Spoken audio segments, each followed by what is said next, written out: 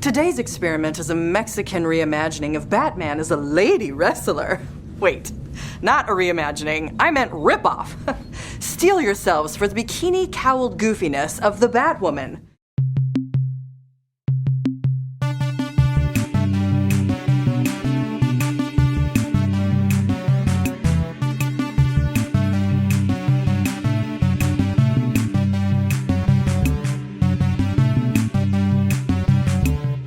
This time we watched Season 13, Episode 8, The Batwoman. In which the wrestlers of Acapulco are saved by a masked crusader. But first, some follow-up. Hey, Charlotte. Hey, Chris. Have you had any good conversations lately? I have. I've had lots of good conversations lately, and one of them was recorded for posterity. That's true. I mean, this one is being recorded for posterity as well. Yeah, I never thought of it that way. But that's not what we're talking about right now. No, we're talking about a very special conversation that you had, especially for the special people who support us on Patreon at patreon.com/itsjustashow or itsjustashow.com/Patreon, where those fine people will get to hear you talking for a half hour or so, all about stuff. It's true. And just a casual conversation. It's a little show called Mug Up. Michael, who is the host of Mug Up, is just bringing in people from the Megaphonic family to have just a casual conversation outside of, these very specific conversations that are targeted towards a specific topic. So it was really fun and very cool. Yeah, you don't talk so much about MST3K on that. Instead, you get to talk about your true love, hot dogs. I don't not love hot dogs, but no, it was just a casual conversation about, we had gone to an art museum recently, so we got to talk about the art. We talked a little bit about MST3K because, how can you not? Am I right? And then, we also got to talk about a book that I was reading, which at the time was Raw Dog by Jamie Loftus. So it was lots of fun. It was a lovely conversation to listen to. Listeners, if you're able to support us, you can go check that out, as well as hang out with us on a Discord and all the fun things that we talk about at the end of the show. But we also have a bit of follow-up. Oh. We got a nice comment from, I don't quite know how to pronounce this, but let's say Mikkel.com over on YouTube. And he says about our previous episode on the Hellcats, in addition to Tony Cardoza appearing in Hellcats and some other movies, Hellcats also featured Tom Hansen, who played Chastain in Red Zone Cuba, as the guy who tries to retrieve the bike from the police impound lot. Oh, the one who they call like Krusty the Clown or something like that? Something I don't remember. I can't remember. I can't remember what they call him. But he was the wacky clown biker. Exactly. But that wasn't the exciting part. The exciting part was a bonus fact that Mikkel added to the end of that.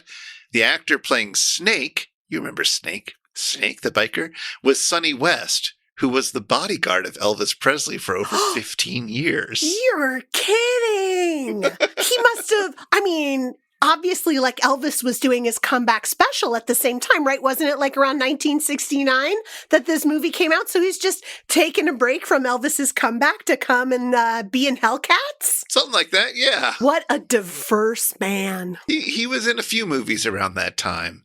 He was also in that Bigfoot movie that we kept mentioning, because apparently everyone was. Oh, yes, where women get abducted by Bigfoot. Lady bikers get abducted by big feet. Something like that, yeah. Bigfoots? Bigfoots. All the Bigfoots. Yes, every last one of them.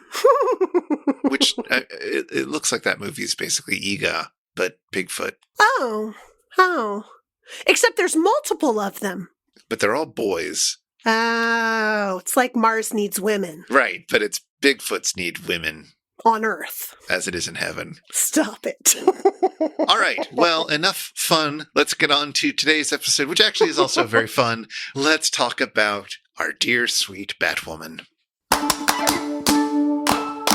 This time we watched Season 13, Episode 8, The Batwoman.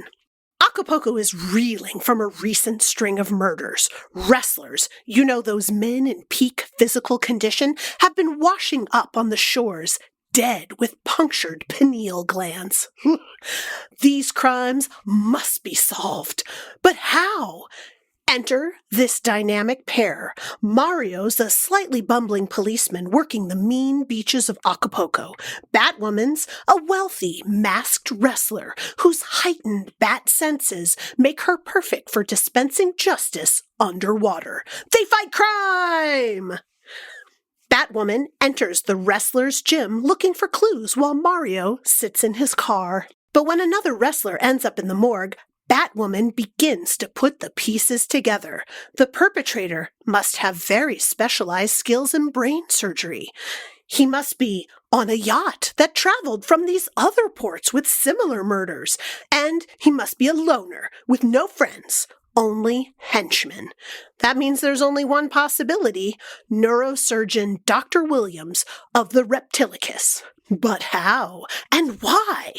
Well, Batwoman investigates and finds Dr. Williams and his assistant Igor running a series of experiments.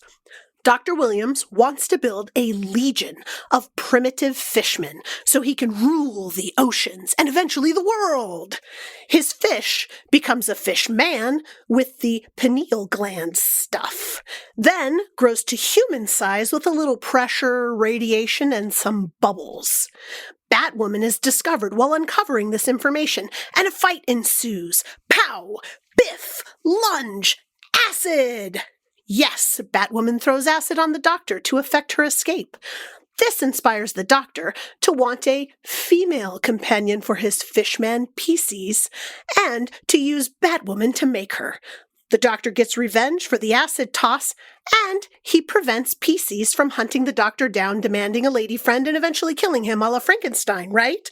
That's just what evil creatures eventually do. So the Doctor sends his henchmen to capture Batwoman. There's a high-ish speed chase through Acapulco, but Batwoman eludes capture. Henchmen are useless. Every watcher of Batwoman knows this. So the Doctor sends Pisces out to capture Batwoman, guided by a well-placed frequency-emitting device on her cape. But Mario saves her.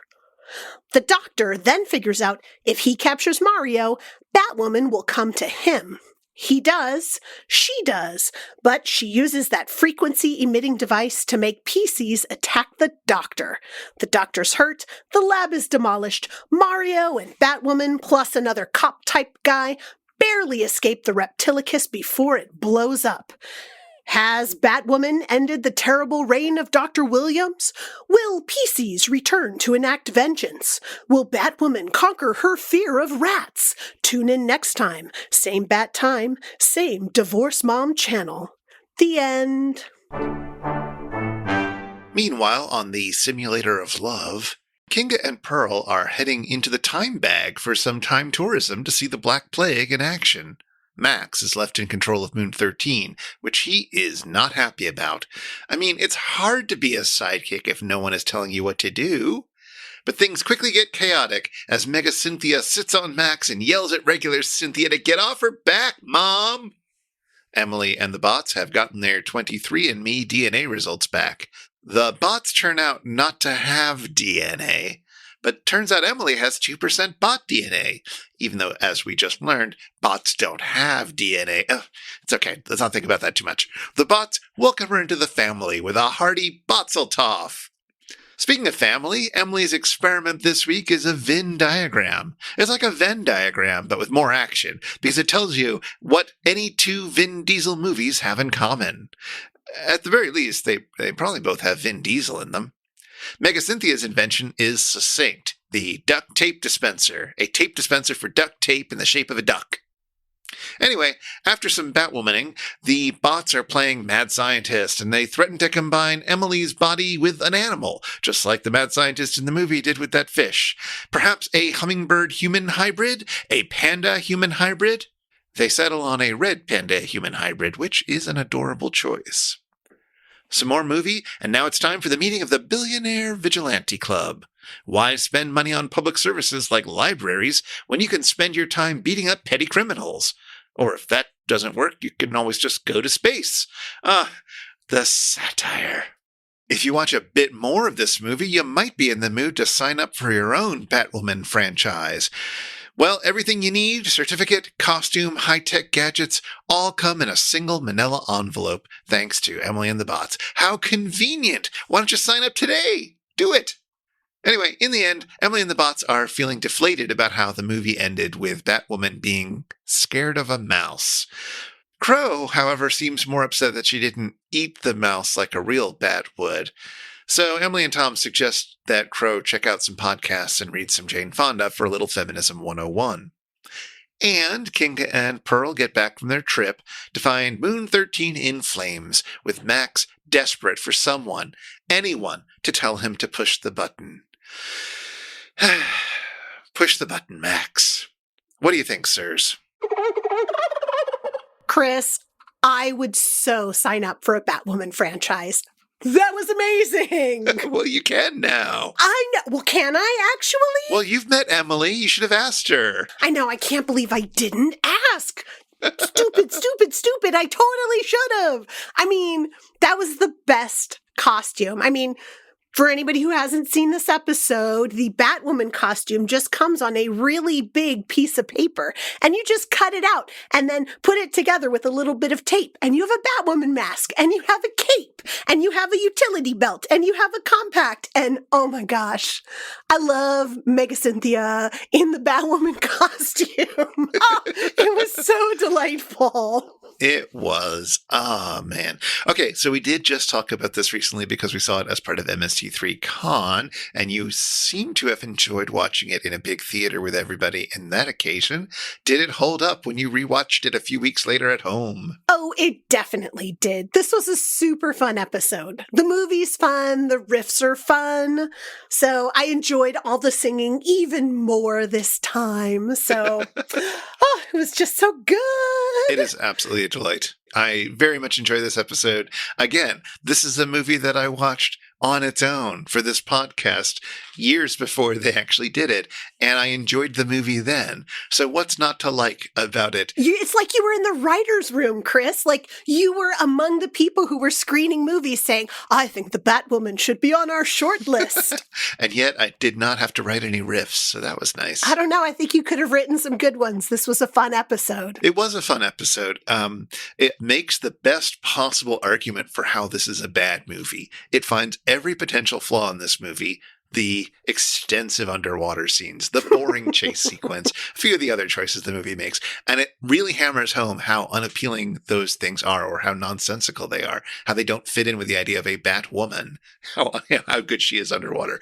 But who cares? Like, yeah, if you're not paying attention to that. I don't know. I find that an interesting move because the movie has to be bad, so to speak, for it to be on the show. But this is a really good candidate for the show, which I'm pretty sure I said when I watched it a few years ago. Mm-hmm. Like, this is a fun movie. It would make a good episode because there's stuff you can riff about, but it is enjoyable to watch. Which is more than I can say for The Wild World of Batwoman, which would have been the other Batwoman movie that you guys watched previously, right? Yes, that was the episode where I watched this movie for. Did you go back to The Wild World of Batwoman? Okay, so I went back and I watched a little bit of it, and I think it's pretty telling that all of the sketches are about the short and not at all about the wild world of Batwoman. So, I mean, clearly even Mike and the Bots, because it was like season 5, if I'm remembering correctly, even they weren't so down with the wild world of Batwoman.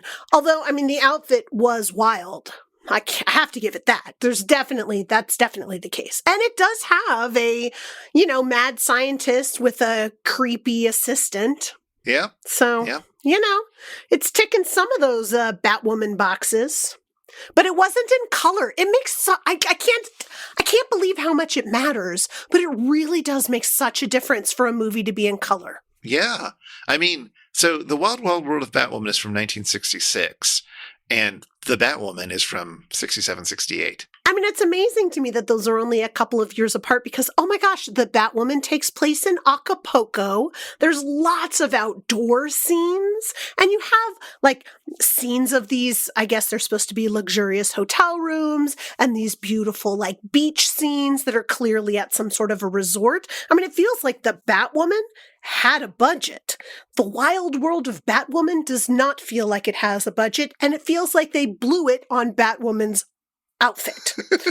So, like, even the mad scientist's lair just basically has a paper cage in the back of the room. I mean, it's so weird. Yeah. Whereas our mad scientist has a full-on lab with a big man fish tank in the back. It's awesome! And there can be fun movies that are made in somebody's back room. Absolutely, yes. But yes. I don't know. This is a movie of visual splendor compared to the usual MST3K fare. Perhaps so. Perhaps so. Welcome to beautiful Acapulco. Ooh, have you ever been, Chris? I've never been to Mexico at all. I was supposed to go to Mexico this summer with some friends. I got invited to go along to visit Mexico City with some friends. Oh. But then MST3Con got announced, and I was like, I guess I should do that instead. Ow. Well, I hope the folks over there at MST3K appreciate what you had to give up. It's true. I've never been to Mexico, in part because I always wanted to go with somebody who knew their way around and would be comfortable doing that for me. I never really wanted to go as a tourist. Yeah, I think that's a good way to go to Mexico, mostly because, okay, the people I know who have gone to Mexico mostly went to, like, Puerto Vallarta or to Acapulco or to something like that, and they went to essentially an American all-inclusive resort where you could swim across the pool and be like, one more pina colada, please, and that was pretty much their whole visit, right, was drinking. It was drinking and buying sombreros and doing things that are entirely ridiculous and not at all seeing Mexico, right? It's really about going and being an American acting badly in another country. Yeah. And I think that it would be a very different experience to go to Mexico with friends where you can actually see what life is like there instead of how tourists behave. Yeah, I don't want to pretend like I would get some sort of inside view necessarily. I'm not interested in that kind of package tour, but I would like to see a little bit more of things. But have you been to Mexico? I've never been to Mexico. All right. And you said that you had friends who've gone to like resorts in Acapulco. Mm-hmm. Have they done that recently? No. Okay. No. Okay. Most of the people I know who have gone to Mexico went like when they graduated high school. So in the early 90s? Yes. Well, and also like it was kind of a thing for people who were, rich enough to be able to do it or, middle class enough to be able to do it. When you graduated high school, there was usually some sort of a group from my hometown that would be going to like Puerto Vallarta in order to like drink a whole lot at the age of 18 because it's not legal to do it in the United States. And at the time it was in Mexico. So that would be the purpose of the trip is to be an 18-year-old away from your parents before you headed off to college in Puerto Vallarta, probably being what everyone hates seeing in American tourists. And I don't know if this is still the case. Like, I'm sure that kids these days have much better plans post-high school. But that's the kind of thing that they would have been doing. So I don't know anybody who's been to Acapulco recently. I know some people who have been as a family to like the very West Coast, but not anybody who's been to Acapulco. Why do you ask? Well, because the U.S. government tells people that they should not go to Acapulco these days. How come? It's really dangerous there. A lot of the city is being controlled by drug traffickers. I'm told, I'm not an expert on this, but this seems to be the situation that it's a relatively dangerous city, especially for Americans to visit right now. It's a shame because it looks like it's beautiful, even at this, movie from the 60s. Well, and that was it in its heyday, so to speak. Like it was one of the first tourist destinations for Americans and for fancy Americans in Mexico and became really glamorous throughout the 40s to the 60s. It was, a good hotspot for the jet set crowd, for Hollywood, for millionaires, for all that to come by. So it was very elegant. I guess Batwoman is supposed to be like an incredibly elegant, female version of Bruce Wayne. So why not? Yeah. Yeah, exactly. And also, this is taking place in the 60s. This movie is from 1967 or 1968, thereabouts. It's the late 60s. And things are getting very exciting in Mexico. It's a very cosmopolitan place. Heck, they're about to have the Olympics. What year did they have the Olympics? In 1968. In fact, Oh. if you stare closely at the gym that they're working out in, you'll see some posters for the 68 Olympics. Some of the events of that Olympics were taking place in Acapulco, the sailing ones, because Mexico City is, inland. Yes. But, all of that excitement, all of the like the 68 Olympics is famously like the best in terms of graphic design. The posters are amazing. Nice. And just, they're just so mouthwatering. It's just really cool. Like everything about it is cool. And my understanding, and it's very limited. I don't really know what I'm talking about here, but my understanding is that from the 40s to the 60s, Mexico was generally on this wave of growth. Everything was, going well. Their economy seemed to be doing well. It was getting very fashionable. People all around the world were ending up moving to Mexico. And you see that in the cinema as well. This was considered the golden age of cinema in Mexico. Ooh. Which kind of started during World War II, which Mexico participated in, supporting the U.S., but sort of didn't turn all of its economy towards that and didn't turn all of their film industry towards war movies like the U.S. kind of did. And so they had a lot more creative potential in their movies than the U.S. did. So they did a lot of great stuff, which I know very little about. But there's a streaming service called Mubi, who are not a sponsor, but unlike the marijuana cigarettes from last time, Mubi, get in touch. We're more than happy to be sponsored by you. And right now, as of a few days ago, they're doing a special feature of programming on their channel about popular Mexican cinema from the 50s and 60s. Huh. It's called Spectacle Every Day, and one of the films that they've chosen to feature is The Batwoman. No way! Oh, that's phenomenal! Yeah, it's really amazing. And I decided to finally break down and sign up for Mubi, which I've been thinking about doing for years.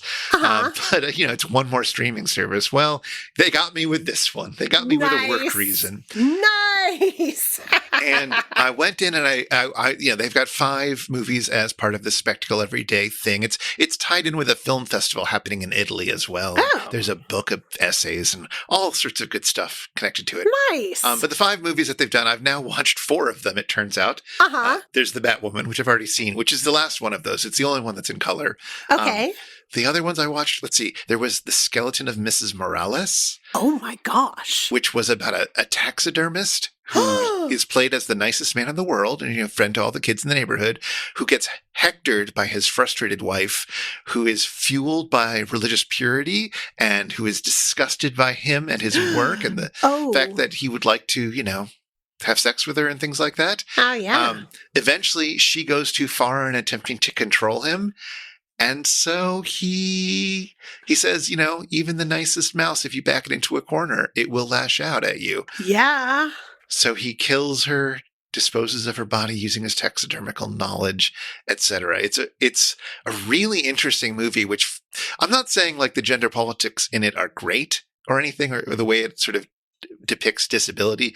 Part of the reason that the wife is frustrated is that one of her legs is shorter than the other, and she's very embarrassed by this. But that doesn't sort of excuse the lengths that she goes to, and none of this excuses his actions necessarily. No. But it's this really interesting character study of the nice guy who is actually quite capable of this terrible crime.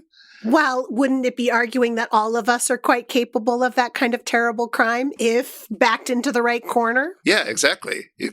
So really interesting movie, really good performances. There was another one I watched called Streetwalker, which is directed by a woman named Matilde Landeta.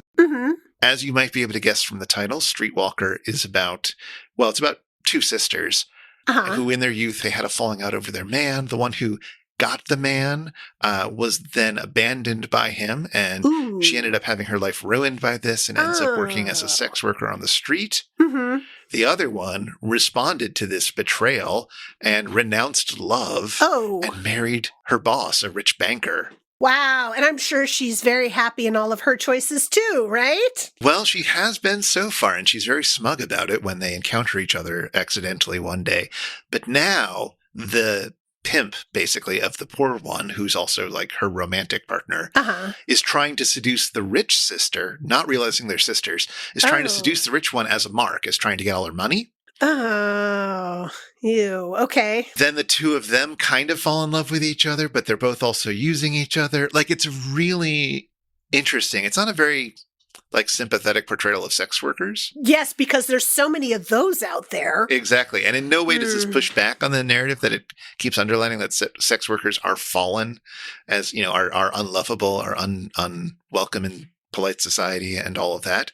Good Lord. That is a narrative that needs to be put on its head. Good Lord. Oh, absolutely. But it also does recognize that all sorts of people are trading money for sex, like the two sisters, but also the pimp is absolutely falling into this. And it does treat all of them as people, right? Like, it does sort of recognize the fundamental humanity of all of them. That's good. At least they're not all caricatures. Yeah.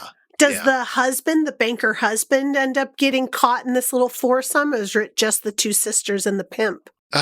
Well, spoiler alert, he puts out a little trap for his wife to see if she's faithful, because as she's having this affair with the pimp, like, everyone finds out. The husband finds out, all the other social women that she hangs out with all realize what's going on. And it doesn't go well, let's just say, and everybody's lives are ruined by the end of it. Oh, so that sounds like a really uplifting movie about relationships. Yeah. It's incredibly cynical about love, as is the skeleton of Mrs. Morales in a certain way. Like, yeah, the taxidermist is perfectly capable of loving in a sort of recognizable way, but but the wife isn't. In Streetwalker, nobody is. Love is absolutely not to be trusted. Romantic love is absolutely not to be trusted. Even familial love is not to be trusted, it would sound like. And the other movie I watched, which is a horror movie called The Witch's Mirror by Chana Urueta, who I understand is kind of a big deal in Mexican horror films. This is about a doctor who lives in a castle and doesn't seem to actually have a day job, but he's a doctor. Okay, whatever. Okay. It's very horror. I kept expecting Vincent Price to show up. It's very black and white horror. But anyway, he murders his wife, who's a young woman, and then their housekeeper, who is a witch, plots revenge. He remarries somebody, and all sorts of things go poorly for the new wife. But this is also another movie which is, like, deeply cynical about love. There's no true love here, except for maybe the foolish women who fall in love, but they shouldn't because he's an awful man. And it's better to just avoid all of that entirely. I mean, wouldn't you rather not be married to an awful man? Well, exactly. But it seems like awful men are all that are out there, except for this one taxidermist. But even he turns out to be awful. Yeah, well, I mean, does a single act make you awful?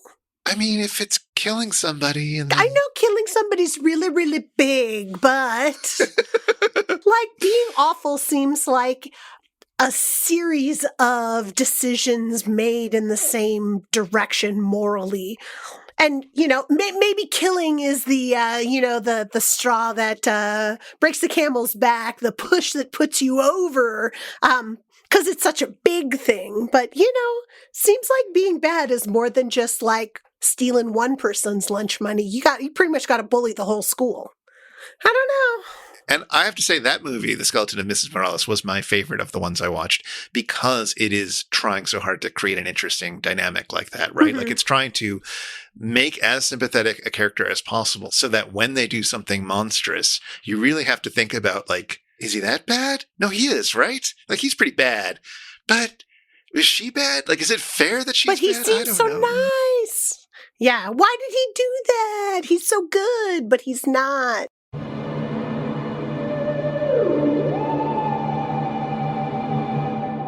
So, Chris, Batwoman's a wrestler. Yes, she is. She's a wrestler in the Mexican tradition. Like El Santo, but a girl. Yeah, and we talked a bit about Lucha Libre back in the episode on El Santo, which, by the way, the Santo and the Treasure of Dracula was by the same director as this, by Rene Cardona, as was Santa Claus from season 5. So, is he the one that they say anagrams to and no career? Yeah, which is ridiculous because he's a really beloved and well-respected Mexican director. But yes, clearly has a career, a very prominent one. But whatever, it's a good anagram. Anyway, I don't think we talked too much then about female luchadoras. No, I'm not sure that we would have had any inspiration to, right? Because it's not like they had female wrestlers in the El Santo episode. Yeah, and there's not a lot of English language information about luchadoras, about female lucha libre wrestlers, and that I could find anyways. There was some, but not a lot. Which seems amazing to me because it feels like we have a little bit of a fascination. I mean, I'm just remembering the Netflix series, The Glow, The Glorious Ladies of Wrestling. Like, Yeah. it seems like we have a fascination with female wrestlers. And you sent me a link to a Netflix series called Against the Ropes, which is about female wrestlers in lucha libre. Did you get to watch any of that?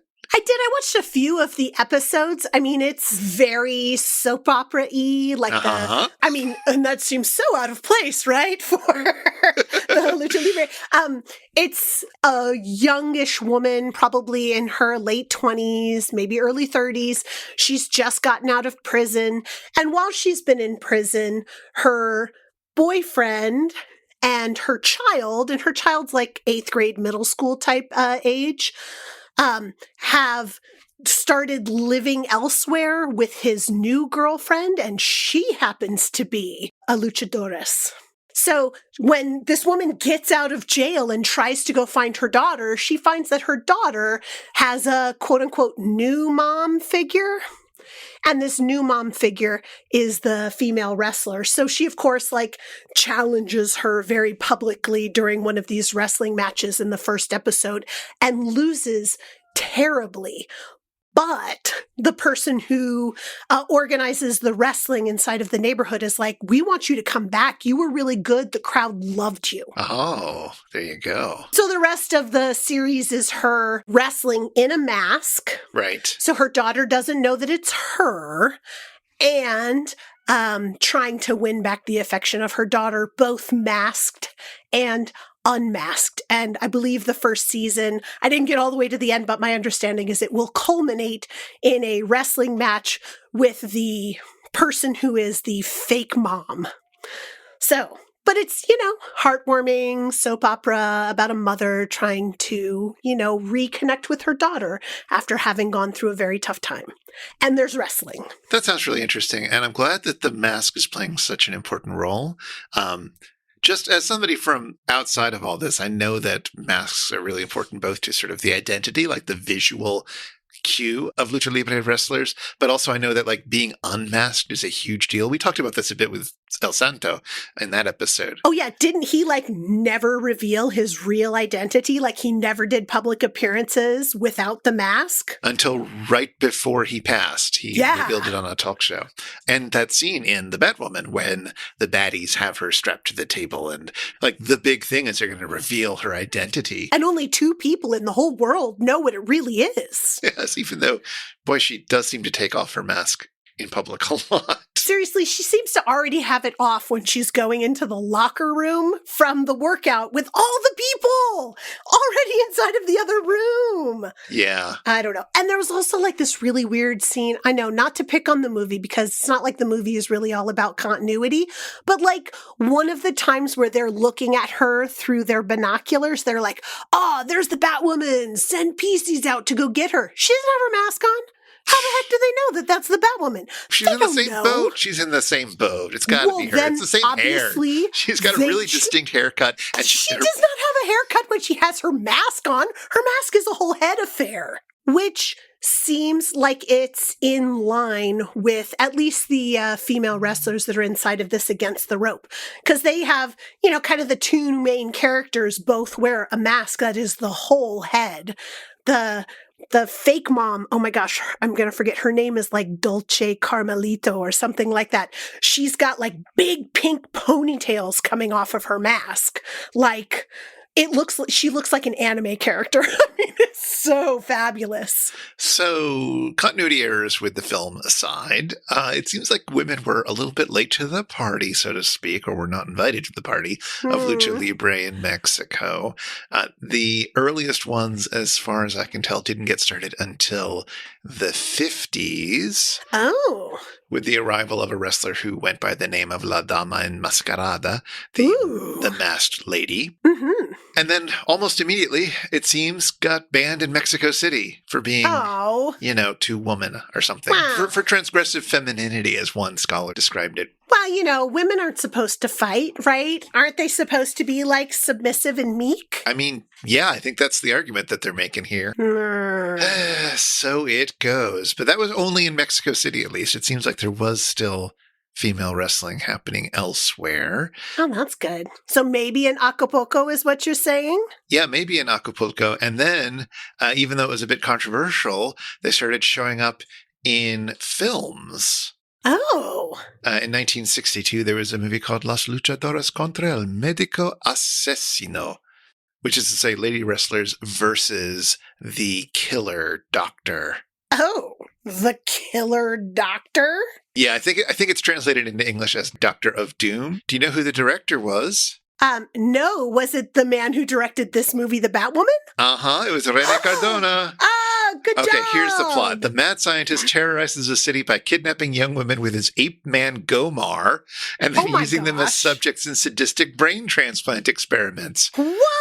This man had a thing he liked to film. A female wrestler whose sister was one of the victims swears vengeance against the mad doctor. And so she becomes a wrestler. Yes. And recruits other people to her cause and defeats him. That sounds fabulous. Here's the fun thing. It's the same mad doctor as in this film. No way! Is it before or after the acid? Well, it's before. It's not the same character. It's the same. No. It's the same actor. I know.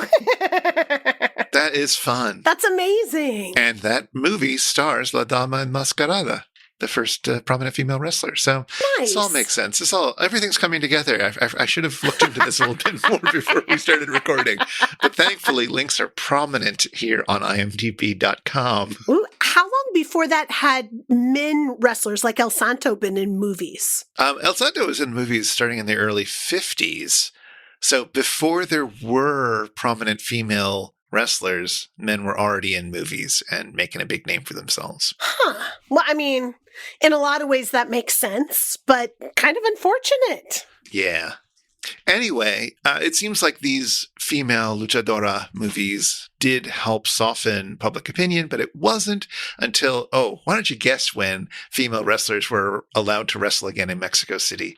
Oh, you saying that makes me think it was recent, like in the 2010s or something. All right, it wasn't that bad, but it was 1986. That's still a long time for them to be in cinema, to be wrestling outside of Mexico City.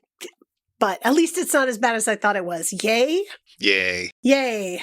I don't know. We'll put a few links in the show notes. I still feel like I don't necessarily have a lot I can say about this, but they are pretty cool. The showmanship is amazing. I feel like if there had been something like the WWF that I watched on Saturday mornings as a kid after the cartoons, if there was something like that was instead the Luchadoras, oh my gosh, that would have been amazing. I would have loved watching that in the 80s. Well, I'm afraid you weren't allowed. Hey everybody, it's time for the Shallow 13. It's time for the Shallow 13. 13 fish person nuggets about today's experiment, the Batwoman. Go, Chris, go! Our Batwoman is played by Maura Monti, who is born in the part of Mexico known as Lombardy. Or maybe Genoa, somewhere in Italy at least. But eventually she moved to cosmopolitan Mexico and started making her name in films. Between 1965 and 1971, she appeared in dozens of films, but the 70s brought new demands on female actors. Namely, they demanded nude scenes, and Monty decided she wasn't interested in that and quit acting. She seems to have spent her next decades writing, painting, and working with a cultural center in San Cristobal. The police inspector is played by Crux Alvarado, someone you might remember from Season 1's The Robot vs. the Aztec Mummy. In that, he played Pinacate, our hero's sidekick. He was born in Costa Rica, but when he moved to Mexico as a young man, he worked as a luchador, fighting alongside the famous Jesus Murciélago Velázquez, a.k.a. The Bat. Several aspects of this movie are resonant with other Misted movies. Obviously, there's Season 5's The Wild, Wild World of Batwoman, but Dr. Williams' obsession with pineal fluid is straight out of Season 8's The Leech Woman. And of course, Pisces, our fishman, is a ripoff of the creature from the Black Lagoon, who appeared in Revenge of the Creature, also from Season 8. Dr. Williams' assistant is named Igor, causing Crow to quip. Well, let's see. A 4-letter word for cliche assistant name. Got it! The original Igor was Dr. Frankenstein's assistant, but not in the book, where he has no assistant, nor in the original 1931 movie, where his assistant is named Fritz. Igor finally shows up in 1939's sequel, Son of Frankenstein, played by our good friend Bela Lugosi. He's not really a lab assistant there, but people were more than happy to conflate Fritz and Igor into the stereotypical lab assistant we know today. During one of the innumerable sequences of Batwoman diving in the murky depths, Crow jokes, Esther Williams, The Apocalypse Years. Esther Williams was a swimmer who got discovered by Hollywood, and they decided to use her combined talents of swimming and acting to make a new genre, the aqua musical. Aqua musicals are like regular musicals, except instead of breaking out into song, everyone breaks out into elaborate synchronized swimming routines, often choreographed by the legendary Busby Berkeley. These movies were incredibly popular in the 40s and 50s, and if you've never seen one, well, we'll link to a clip from $1 Million Mermaid. That clip is so extra, and it really puts the swimming sequences in the Batwoman to shame. But it's probably worth noting that such spectacle came at a cost. The climactic plunge in the scene we're linking to broke Esther Williams' neck, leading to months of recovery, and while she survived, it did encourage her to start considering retiring from acting.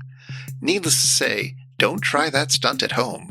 Speaking of things you shouldn't try at home, Batwoman goes for a drive in her full costume, cape and all, and GPC visits the theater to quip, She's obviously never heard of Isadora Duncan.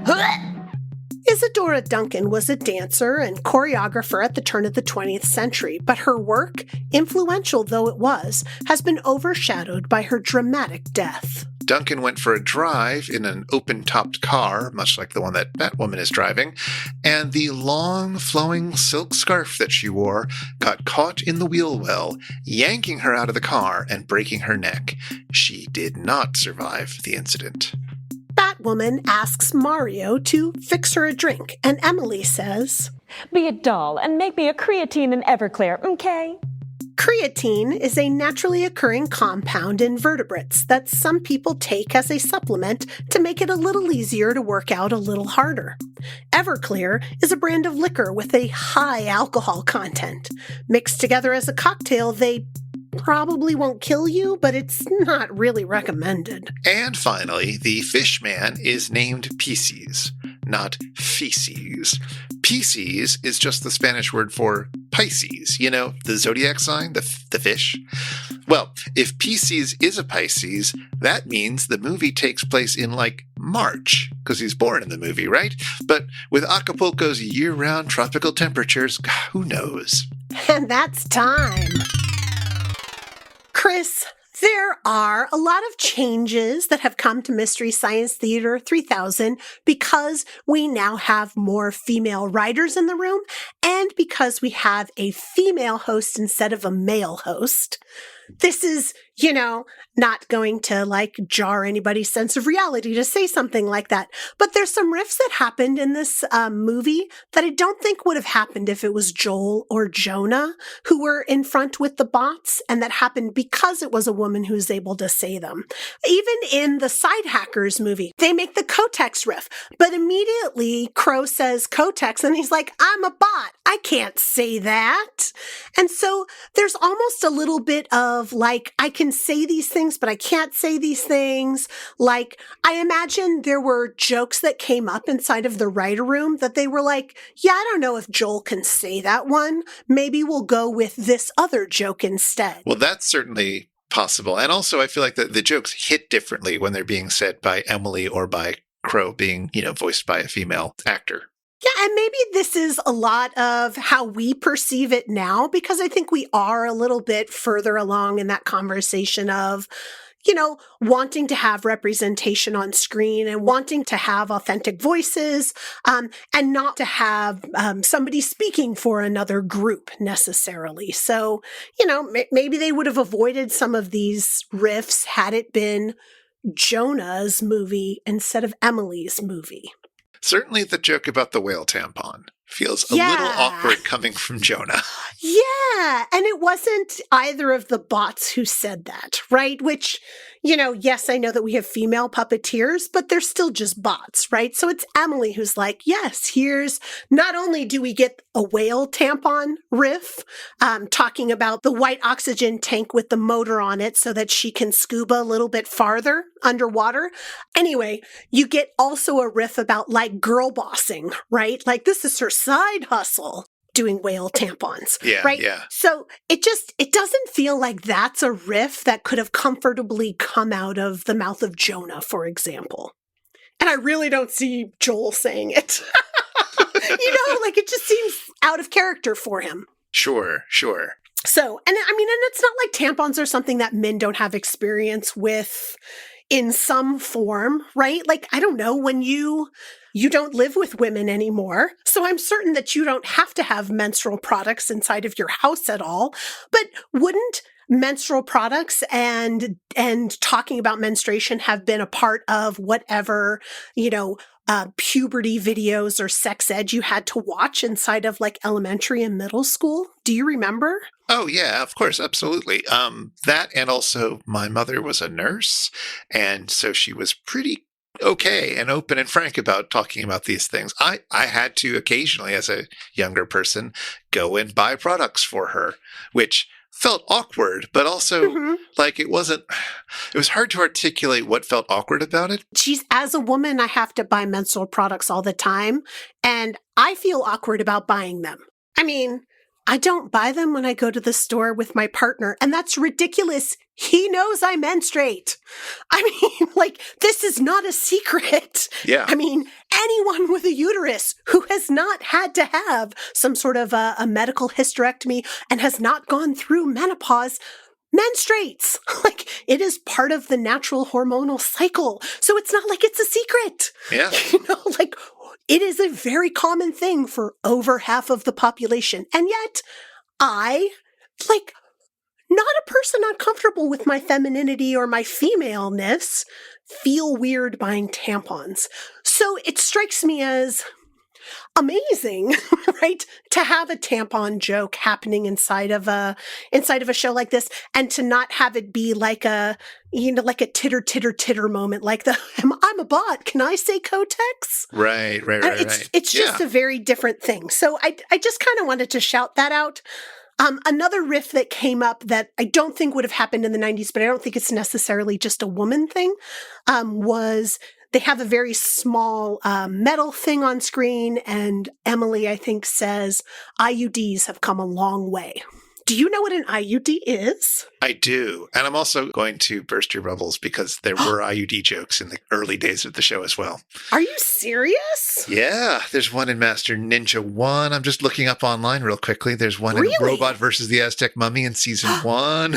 Wow. I am completely shocked. I'm shocked for a number of reasons. And one of them is in the 90s, I didn't know what an IUD was. True. But also, we were too young to write for the show. We were also too young to write for the show. It's true, and I'm sure that people who were a little older than me knew what an IUD was. I didn't get an IUD until the early 2000s. Before that, it was other birth control products that I was using. And it's important to note that IUDs only prevent pregnancy. They in no way prevent sexually transmitted diseases. So, an IUD is never going to be the only choice for people to make in order to have safe sex. But still, I didn't even know what an IUD was in the 90s. I hope our listeners aren't turning to us for safe sex advice. Oh, good Lord, I hope not. Wow. And Mystery Science Theater 3000 is not going to be their source for sex advice either. So... Just looking it up, it seems that in Teenagers from Outer Space, not only was there an IUD joke, but it was about a specific brand of IUD called the Copper 7, which got recalled. So it was topical and specific. Yeah. Well, I mean, as with any device that you insert in your body, Oh, yeah. like there are going to be reactions that happen, and I don't know, things that even if you're FDA approved, gosh, how can you predict all of the things and all of the ways that people's bodies would react to them? Turns out bodies are complicated. Who knew, right? We should get rid of them. Well, we've Batwomaned it up again. Indeed. In color. Everybody should go listen to our episode on the Wild Wild World of Batwoman if you need more information about it, or listen to El Santo if you want more Luchador information. Ooh, yes. I don't know. This one was sort of putting in a bit of caulk around the edges so that the water finally is sealed. I don't know what I'm talking about. I'm tired. Is there anything else you want to talk about with this episode? Okay. The beginning of the episode opens with a painting of the ocean, even though we're about to go to Acapulco, where there are beautiful, beautiful, beautiful oceans. But as they're sitting down in front of this ocean painting, they say, "Oh, we're in the splash zone," or something like that. And Emily says, "Oh, and I forgot my poncho." Ooh, whoa, splash zone. Oh, damn, I forgot the ponchos. And of course, I've been to shows at SeaWorld and SeaWorld-esque things where there have been splash zones. And I was wondering if you have been to shows like that with splash zones. I have once, and I will say they provide the poncho for me. I don't know if you got the poncho, like with your ticket. We totally did not. So I went to SeaWorld, in the 80s. I think they still have the orca shows now, although they are phasing those out because, cruelty to animals is bad. And they do not tell you you're in the splash zone in specific sections. They say anywhere in the stadium is a splash zone. Oh. Because it's true, anywhere can get splashed. And that's part of the point of the show, right? You have this enormous whale and they jump out of the water and they land so that they push a wave out into the audience. And so like 10 rows are getting splashed, maybe even more depending on how it all happens. And there's also the orca squirting water at people out of their mouth, like spitting. So I don't know. And it happens with dolphin shows and it happens with the sea lion shows too. So yeah, so they don't have specific splash zones like a Gallagher show where you're in the first 3 rows and you don't want watermelon getting on you. It's like, no, anywhere you sit, anywhere is in the splash zone. Well, I didn't go see a Gallagher show either because I respect myself. Good work. But I did go see a Vegas show once. What? Vegas shows have splash zones? Well, this one did. And you had to pay extra to sit up front. It was one of those classic shows that I went to with my then partner. We were very excited because I always wanted to see one of the classic Vegas shows. And by classic Vegas shows, I mean one where the women are topless. Something like you would see in the movie Showgirls? Exactly. I wanted to sort of replicate that kind of experience. And it turns out that even in the early 2000s, when this story took place, that was becoming a very rare thing. I wasn't going there out of much prurient interest. I just thought it was a thing that I wanted to have seen because I'd heard so much about it. Sure, that seems like an experience that... Sure. Yeah. All experiences are valuable in some way, maybe? I suppose. Okay. When we finally went to see it, they offered us tickets in the splash zone if we wanted. It cost a little bit more, but it was front row. And we said, sure, we'll get the splash zone. Why not? Why not? And indeed, there were plastic tarps and the show came out. It was themed around water. I forget the name of the show, but I'm going to call it Splash. And it had sort of water streaming down, like pillars of water coming down, like on a movie set, I guess, that sometimes the dancers would interact with and just splash out into the people in the front row. It was very silly and very lackluster in terms of how much splashing was going on, considering that was the theme of the show. Also, in terms of the topless women, they were basically in the opening dance number, and I think one other number later on. I forget. It was a long time ago. It was not that exciting in terms of that. Much more exciting was when they brought out the giant metal spherical cage and had motorcyclists going loop-de-loop inside it, and we were at the front row, and it felt like anyone was going to die at any moment. Oh my, that is, I cannot even. Yeah. Like you went from cascading water and topless women to a motorcycle cage? And a tribute to Michael Jackson, and then a motorcycle cage came out. What? I hated it. It was terrifying. I'm sorry, that show doesn't have a theme. Exactly. There's no theme to that show. Wow. It was amazing. Oh my gosh. Was it worth the extra money to be in the splash zone? I mean, it makes a slightly better story. So yes, absolutely. I'm still dining off that $10 upgrade.